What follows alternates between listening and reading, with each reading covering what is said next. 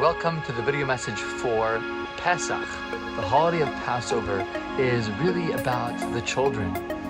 The mitzvah of the night of the Seder is v'higgadta levincha. You must tell over the story to your children. And if you don't have children present at the table, then it's to your inner child. I mean, you always speak to your inner child that we carry inside of us. But the story is really mainly focused to children, to become children again, to know how to be curious and ask questions and to question everything around us. Why is this happening? Why is this night different? Why does our tradition tell us to do things in a certain way, not just to accept it the way that it is?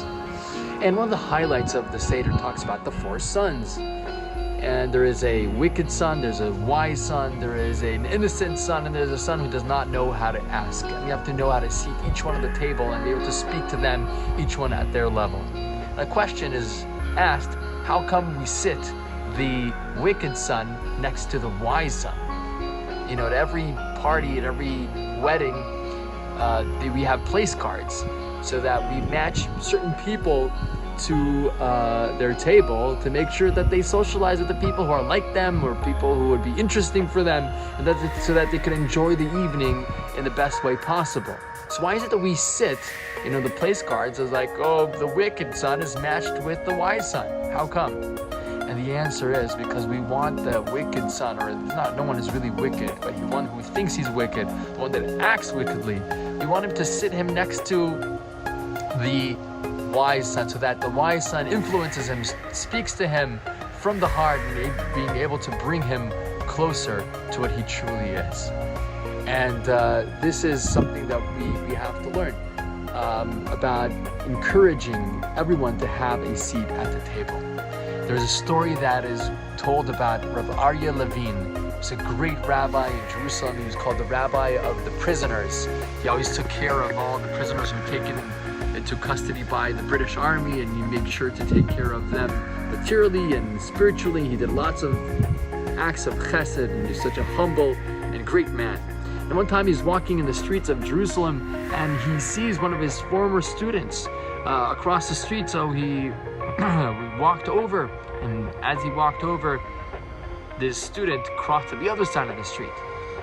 And finally he caught up to him and he said, why is it that you are getting away from me? I just wanted to say hi. He gives him a hug. He says, because I feel ashamed. When I was your student, I was religious, and now I don't wear a kippah anymore. So I'm embarrassed. Rabbi said, you think I'm looking at what's at the top of your head? I know what's in your heart. And he gave him a big hug and he encouraged him. And from this interaction, we learn not to give up on anyone. And that Seder teaches us not to give up on anyone. Sometimes we have a child or someone that we know who's depressed and angry, and we want to give up. We want to, leave him alone. But the Seder teaches us, make sure that they each and every one have a seat at the table, and to encourage them and to welcome them in. And make sure that every part of us as well that feels dejected, that feels out of place, that we give it a place to be fully there at the night of the Seder. There's no night like it in the year. It's different than every other night of the year. It's a night that shines so bright. It's not even considered night according to the Kabbalah. It's actually considered like as if it's daytime, and that's why we recite the Hallel that night.